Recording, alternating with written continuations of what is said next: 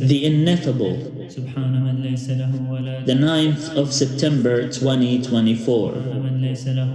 Even though God is ineffable, where you cannot conceptualize God or describe Him with words, you can still state facts like the fact that God, by definition, cannot die. God is infinite. He has no beginning, nor can He have an end.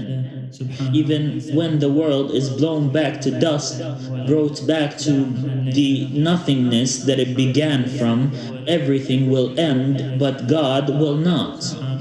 Everything that humans considered immortal will perish. The world is not indestructible, and therefore it will be destroyed. The only true immortal and truly infinite and eternal will remain, and that is God. To God belongs the credit for human morality and ethics. To Him belongs control of this spirit of morality with which humans discern whether or not a certain action is moral or immoral. Had it not been for God, humans would not have developed the first social contract or the first set of social norms that would be considered acceptable among all humans. He is the arbiter of all matters that pertains to social conduct among His creatures. Humans were not supposed to climb Jacob's ladder. They were supposed to believe that it exists, that whatever you conceive about God or how you conceptualize God, then God is still above that conceptualization and above all human frameworks. You cannot conceptualize God or understand Him if your frame of reference is only what you conceive as a human. You have to also conceive of other beings that God created, which are also greater than humans. And once you understand how humans are inferior to those creatures, you will also understand through reason and rationality that God is also superior to those creatures. In other words, you hold God to the highest standards possible for your human mind. He is far above everything you can muster. Jesus did not claim that He is the physical embodiment of the pattern. He only said that He is a servant of God. He said, "I was not sent to abolish the Torah, I came to fulfill it." Therefore, Jesus believed in the Torah and came to prove its authority. In the Torah, God does not have any human similitude. He is ineffable, and since He is greater than all the heavens and earth, a human body would not contain Him. Jesus said that He is the way, that by following in His footsteps, a person is able to enter heaven. That by abiding by His teachings, people would be able to attain grace with God and would gain His blessings. Jesus did not claim to be God or a physical embodiment of God. He was only a prophet and a messenger who was persecuted by the Jewish people who also persecuted other prophets before Him. Jesus was the Messiah whom the Jewish people refused, despite them crying to God for salvation and for a Messiah. I feel like the argument that agnostics have is that God claims this about Himself, and God claims to be something, etc. They have no idea. What does it take for them to change this statement to God is, rather than claims to be? Whatever God says about Himself is true, and therefore, if God says that He is good, then He is good, because God does not lie. It is not morally or ethically fair to compare God to Santa Claus. God is true, and He exists, whereas Santa Claus does not. Similarly, for all other creatures that you compare with God, it is unfair and unreasonable to compare God with anything because He is, by definition of Him being unique and a singular entity, incomparable with other creatures or beings. God is the uncreated creator who created everything and every possible being or creature. Why is it not reasonable to believe in a perfectly good God and believe in evolution by natural selection at the same time? Why would this selection not be done primarily by God for the ultimate good of everything He created? Why is this idea not reasonable to believe? That natural selection, where evolution and mutation of animal species itself is held together by God's will. It would be reasonable to say that mutation does not happen by itself and due to randomness, especially if you do not believe that God created things randomly or would rely on randomness. God does not rely on randomness. In fact, randomness itself was bound to be eliminated when people of Judeo-Christian faiths began to rely on drawing lots because they say God speaks through lots, which means that they would themselves disprove the notion of randomness and ensure belief in selection done by God. When they dispute a matter and needed to base their final judgment on what God prefers, they would use lots. It is highly unlikely that a group of 10 individuals would get a coin landing on heads in 3 or 4 consecutive trials. If everything lands on heads every time, then it was predestined to land on heads, and it does not come by chance or randomness. It is perfectly reasonable to believe in a perfectly good God, and at the same time believe in natural selection, if you believe that God's will and predestination are also factors that you have to take into consideration as part of belief or doctrine. If God destines a mutation to happen, it happens. With God, nothing is by chance or randomness. It is all precisely measured, and everything that He decides happens in a punctual manner, to the fractions of a millisecond. If this is difficult to believe, then it is not a surprise that it is difficult to conceive or conceptualize or even come any close to understanding God's ways in the universe. Abraham did not leave the house of his father because God told him to go out. Abraham advised his father, who was an idol maker, to stop making idols and to not worship idols, but instead to worship God. Abraham's father told him to stop telling him to shun the false idols and instead to get out of the house and leave his presence. Therefore, Abraham was exiled from his father's house for preaching monotheism to polytheists. At the time of Abraham, idols of wood and stone, carved and made by humans like Baal, were worshipped. Abraham destroyed these idols, broke them all with the exception of the idol of Baal, and made a mockery of those who worshipped those idols. To this effect, God took Abraham as his friend. If you interpret God as this instinct voice which told Abraham to go out and leave the comfort of your father's house, you are essentially attempting to take God out of the equation. Instead, God spoke to Abraham because Abraham broke the idols. God spoke to Abraham because Abraham preached monotheism in a society that was polytheistic. Even his father was a polytheist. Abraham's story is not devoid of pain and suffering. Or to be exiled by your father from the house of your childhood because of your beliefs is akin to any other type of suffering that people would have. If someone goes through hardships to enforce the worship of God and attempt to call people to believe in God and shun false gods, then God is surely to support them, guide them, befriend them, and even make all their wishes come true. Therefore, it is no wonder that God promised Abraham with a covenant. It is a promise From God to a human he selected from among his time and from among all believers.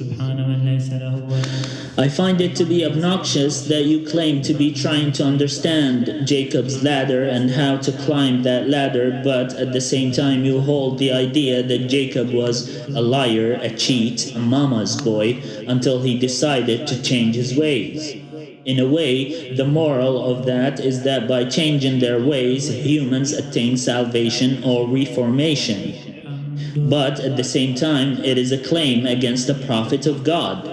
Jacob was neither a cheat, nor a liar, nor a mama's boy, as you put it. Jacob was only threatened by his brother for following his mother's orders.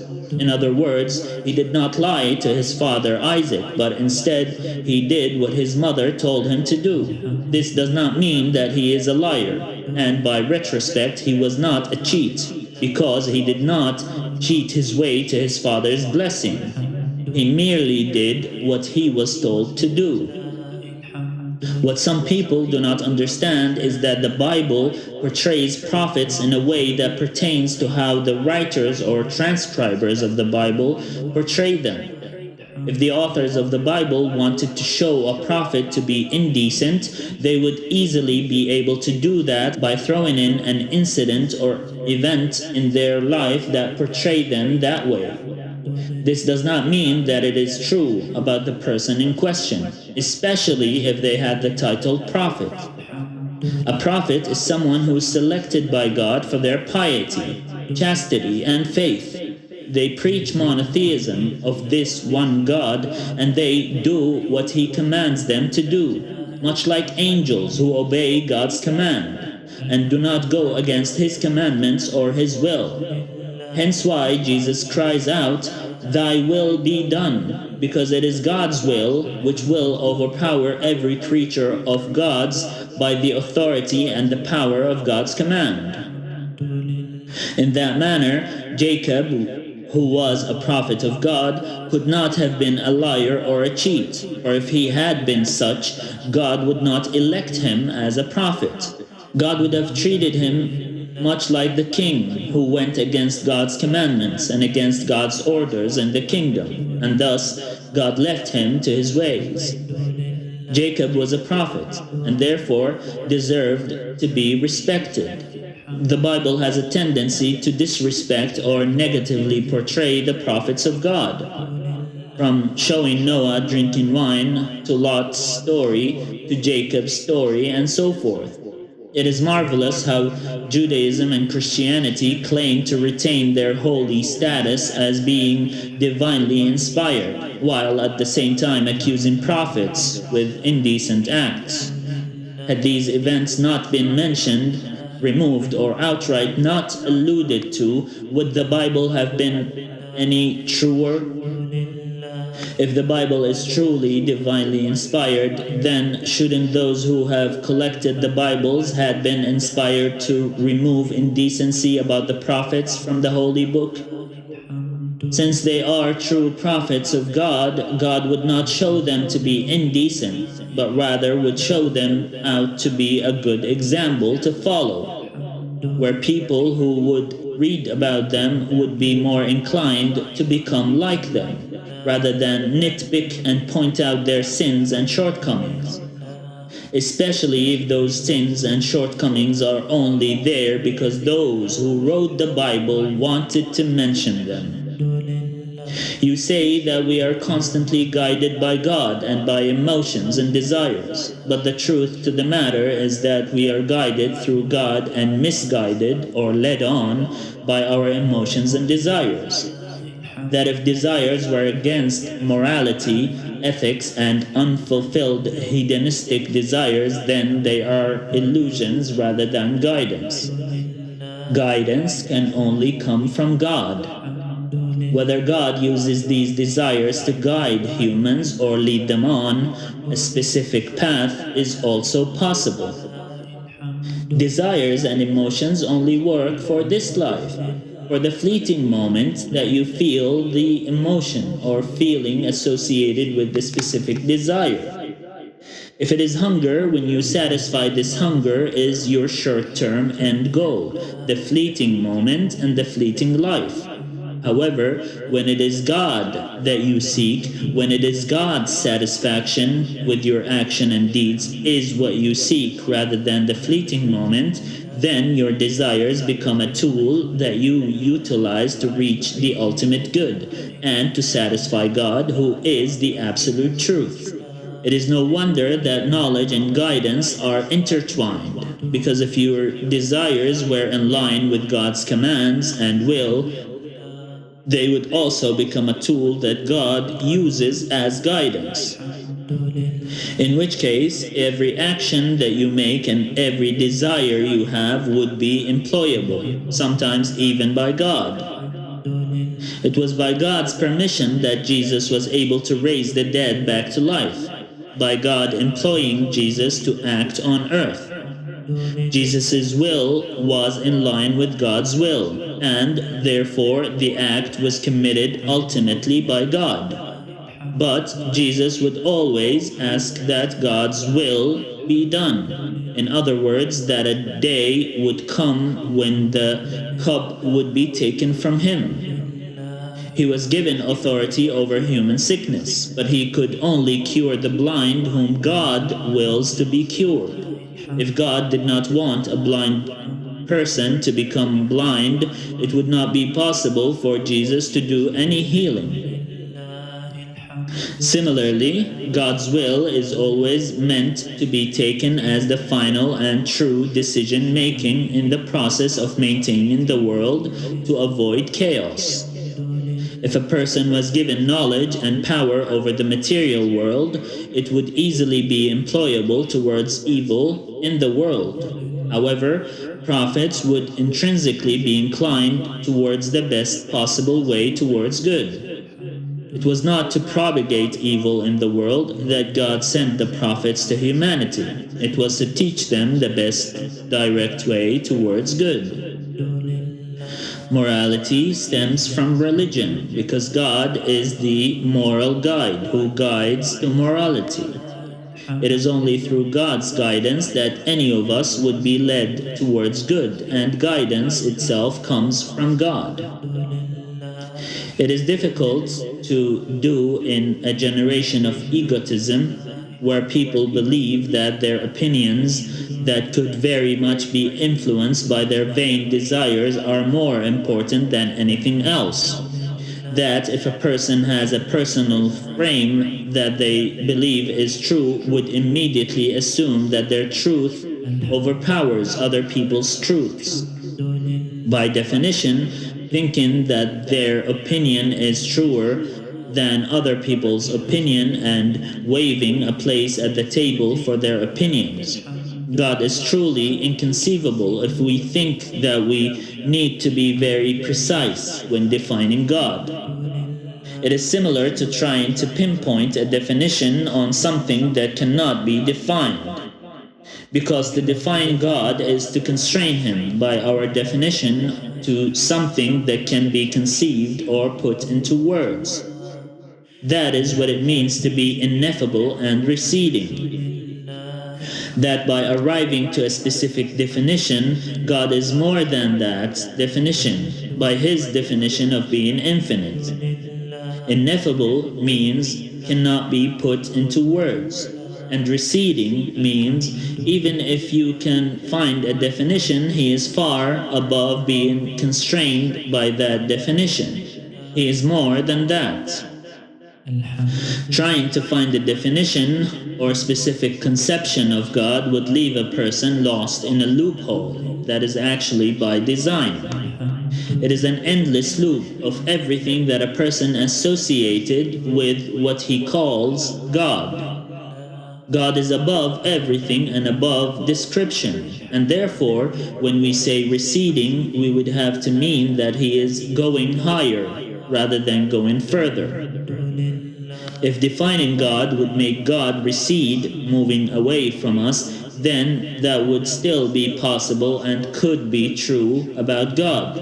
That by defining him, he would move further away, because we would be attempting to limit him to our own frameworks. God is far above being limited by human frames of reference. What do we know of the greatness of the universe? We, as humans, have grown so arrogant and proud that we would even have the audacity to claim knowledge of things about God, which He Himself did not say about Himself. How would we know God to define Him? The only definition that truly captures His holiness is to call Him Ilah. This word is not a title but a noun. It is a holy name that would describe no one but God Himself, and for that He took it as a name in all Abrahamic religions. There can only be one Ilah in the world, and He is the only one to have that association with the name, because He is the unique being. It is not hard to define God when you call Him by His name, Allah, meaning the only one Ilah, meaning Al-Ilah. It is not hard to define God when you call Him by His name, Allah. But to think that He would constrain Himself by His creation is limiting to Him. But God has to necessarily be free to do what He wants and by His own terms. Trying to be specific in conceptualizing God is the reason why people find this hard to achieve. Specificity is only meant to satisfy human desires and wishes. It is not always used for the purpose of the good. It can also be used for the complication of an already simple matter. But what if understanding God would only be possible if we use simple terms rather than specific concepts? We can only understand God if we think about Him how a child would think. That even if we grow old, we would still only be as old as the time span of a fraction of a second for God. When understanding that He is greater than all human standards and ideals, we would immediately arrive at a conception of God as the supreme being, who is most knowledgeable. Always have in mind that God knows better than you, and that sometimes He knows and you do not. As humans, we were not created to know the exact minute details about everything. It is reliance on science as a measuring stick that was the issue with human development. We do not need to know specifics, and we do not need to see to believe that something is true. Therefore, Ineffable would also require that the eyes cannot conceive of Him, since it is limited by the material world that we can perceive as humans. In other words, God will always be the unseen God, who created humans, who saw Him once in the garden, but then was not permitted to perceive Him in the limited physical world, because He is, by essence, the unlimited. You can say that anxiety is an index of disunity, and so the price you pay for the patchwork is the consequence of the multitude of values that you have competing. They're going to compete. They will be situations where they go head to head. It's very stressful. Conflicts of duty, even. Like it can be a good against an evil, but it can be two goods against one another, and then you have to mediate between them, or you're trapped between them in a place where you can't make a decision, very existentially demanding. When you say that anxiety is an index of disunity and that there are certain points in time where a person is required to make a decision, sometimes the person is conflicted between two decisions or more than these two decisions. Every decision is either guided to by God or led to by desires and emotions. And this decision-making mechanism is unable to decide whether to follow God's guidance or to follow their desires and emotions, causing anxiety and distress. It is very unfortunate that humans do not hold God's guidance as a separate category in our mind that take precedence over other matters, desires, and emotions. It is also unfortunate that God's guidance is being categorized as a threat rather than a blessing. When discussing religion and God, why would it not be more feasible to consider that the term God's words would also encompass his literal words and speech? If Hinduism claims to contain God's words, then what prevents a person from looking into Hinduism, studying the religion for the sole purpose of identifying God's words and God's logic from his revelations? Revelation from God can only happen to humans. It is only humans whose specificity in transcribing God's guidance led the world to believe that God is not a single entity. The fact that he speaks to each community in a way that corresponds to his response to them. When God destroys a nation, it is only because their way of transgression against God had brought God's wrath upon them. When he causes catastrophes, it does not always have to do with God's wrath, which can take many forms, like even being claimed to have been natural occurrences. In a similar fashion, when people stop believing in God, worshipping science, which is bound to be taken away from the world in a time when knowledge no longer makes sense to any person, whether we need to see to believe, or hear to believe, or even make a decision, it is when asking for a sign turns into a catastrophic conundrum. When those who have been presented clear proof in a language that they understand start asking for a sign is when the world would be held in affliction, in a state between survival and destruction.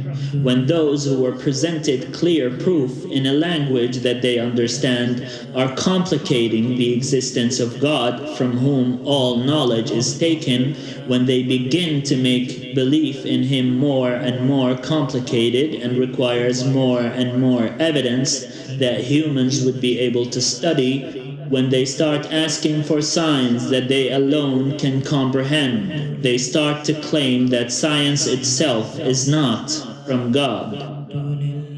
Such is man. When given a chance to bask in the blessings of God and his knowledge, he starts associating partners with God. If science is not a creation of God, then I don't know what is. It comes as no surprise that God would take away science and understanding from the people of the end times, out of his supreme wisdom and justice. It is morally just for God to take away science, where people would understand nothing.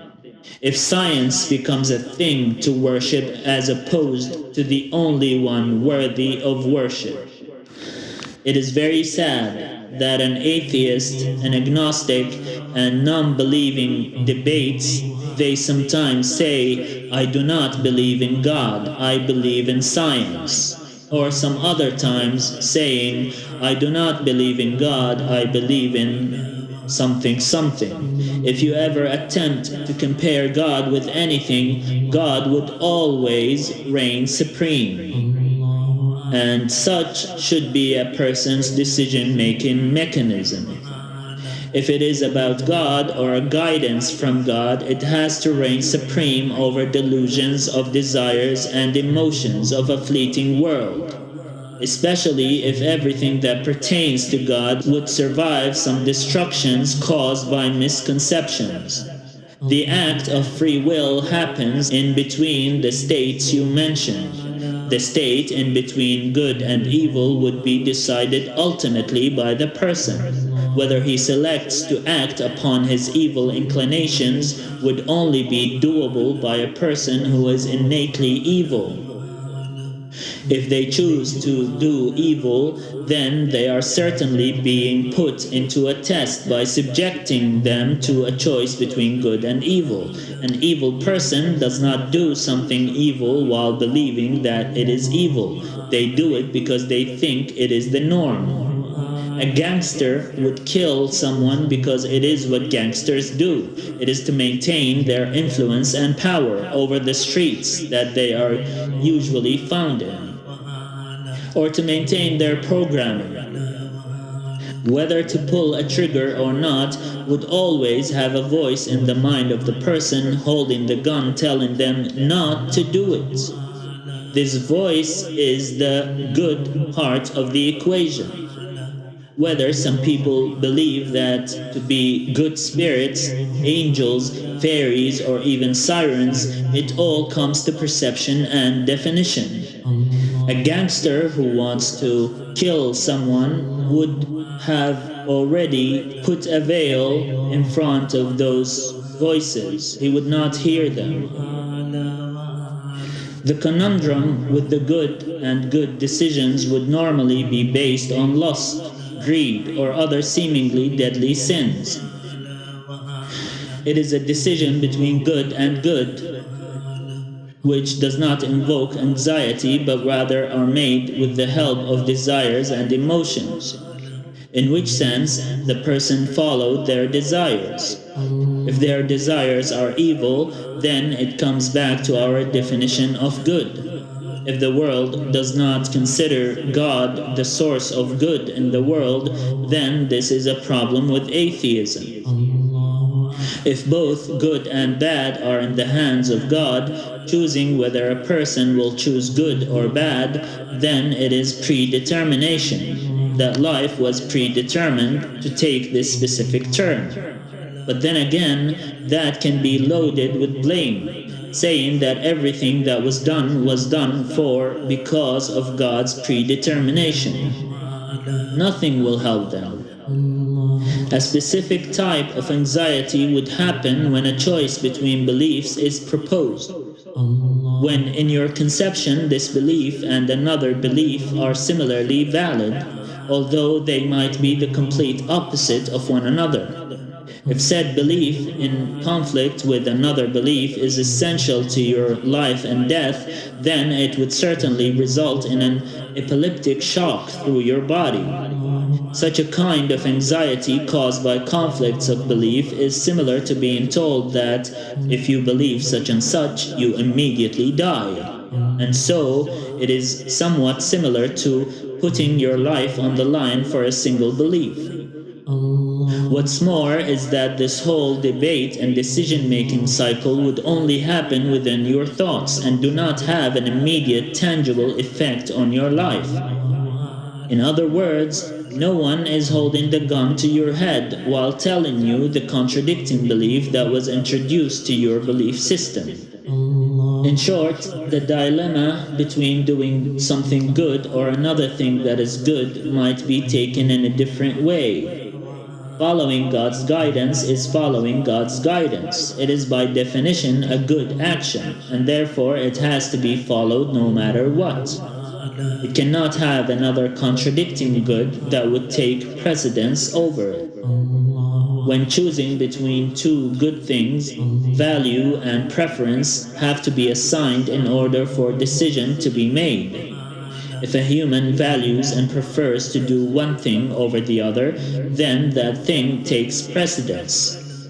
You speak about Job as an irrational believer, where you would conceive of that irrationality by Job being a firm believer to an irrational degree, which means that he was blameless, tested by God with different forms of illnesses, and yet remained firm in this type of belief, making this irrationality actual steadfastness. You say that Job takes the leap despite the lack of evidence, despite evidence of the contrary. However, Job's friends cannot be taken out of the equation as well. His friends were egging him on to call upon God for a reasoning or a cause for the afflictions he was enduring. The story of Job is not only about irrational belief and psychological trauma, it is about steadfast belief despite his friends inciting doubt in his beliefs.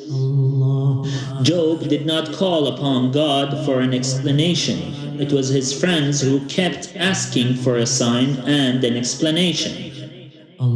It is like the Jews believed that anyone who struggles would be more close to God, that they would receive a response from God. It was a method that the Jews used since the time of Moses in the Exodus and even after. They always required evidence. They knew that God speaks to Moses, and they know that he was a prophet after the signs and miracles that he did in front of Pharaoh. The signs of the plagues, the lice, frogs, locusts, and the blood were all evidence that the people of Moses requested from their prophet. It is not contemporary agnostics who are asking for this. It is just a renaming of a previous belief based on evidence sect that tried to test and overspecify their requests, as though God would act according to their own requests. They knew Moses was a prophet, and yet they told him that they would not believe in his prophecy unless he shows them God. The first thing that God did to them upon their request was to kill them on the spot. The audacity that they had to have the prophets of God be among them with clear signs that require no evidence, for they have witnessed the signs firsthand, yet still they asked Moses to show them God.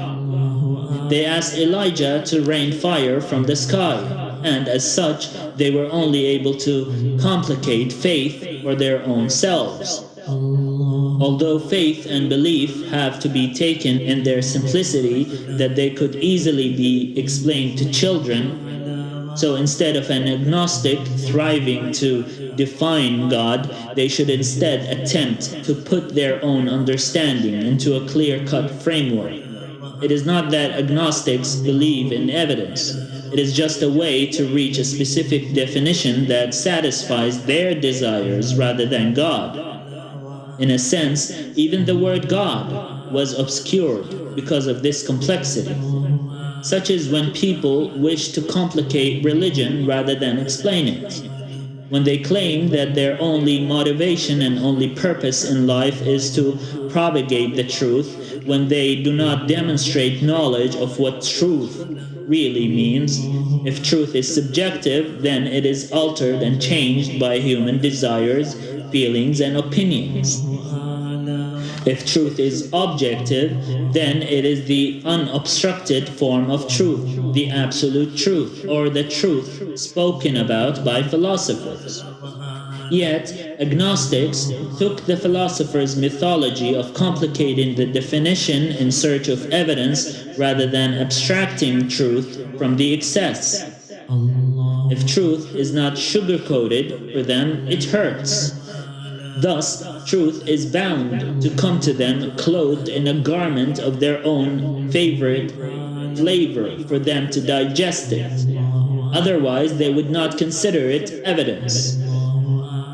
It is not true that evidence can be provided for everything. This comes from the definition of the word belief. It means to hold strong opinions even against all evidence. Belief means that there are things that do not require evidence to be provided for them to be true. Belief in itself is true. When someone says what they believe, they are essentially reassuring themselves and the listener about what they believe is true, or how they perceive the world around them. When someone says that another person believes something, this also has to be checked with evidence. You cannot provide evidence for another person's beliefs from their actions. Some people might look the part but are hypocrites. Others would believe something but would not demonstrate it or show it to others for fear of persecution or stigmatism. Agnostics claim that they believe in knowledge and in truth. However, they do not believe in the source of knowledge and in God, the truth, thinking that they know better or learned better through their academic institutions. How would God allow himself to be studied, to be limited and framed by his creatures? This would go against the ineffability. Atheists do not believe in God for pride and arrogance, thinking that they would have any other option when circumstances arise. They either refuse belief in God despite the evidence already provided for them, or they refuse to believe in God due to egotistic entitlement and pride. They would find being humble a difficult endeavor and would thus be humbled by force. What happened to Job does not need to emphasize Job's irrational belief, despite his friends being the ones who incited those human values of entitlement to receive a response from God. Instead, it should only demonstrate that God does exactly what he wishes to do. Whether a human, blameless or not, asks for a sign from God, the sign would never happen without God allowing it to happen and willing it to happen. God speaks to Job in a long response, educating Job to the importance of belief in the limited knowledge of humans, that it was God who created everything and designed the world the way it is, and caused everything to happen in a certain measure, that it was God who knows everything to the tiny details of animals giving birth to their children, that God knows everything that pertains to humans, animals, times, planets, everything. And since God is knowledgeable of everything, then everything happens by a reason that he decreed was the best reason. That because he knows that which people do not know, he knows that Job would be patient in the face of every trial and turmoil that happens with him. In all that, Job did not sin with his lips, was a sure way to showcase that Job was still steadfast, and for that, all of Job's family is returned to him afterwards. The only issue is that whoever wrote the book of Job ascribes evil to God, when it was God explaining some of his vast knowledge to Job and to his friends at the same time.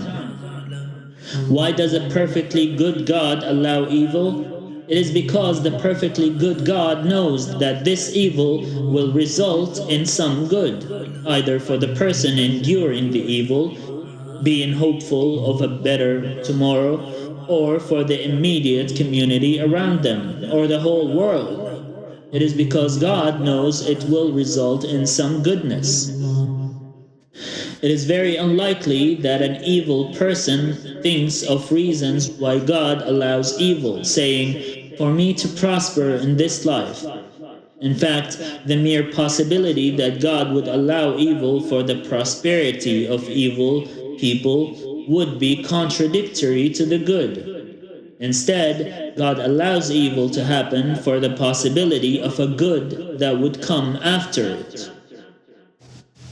The devil is called Mephistopheles, but this is the name of one of the devils. Do you know where the term slogan comes from? It is from Welsh, Sluag Garem, Sluag and Garem, which means the battle cry of the dead. It is as though slogans are things that the dead would have to have been killed under.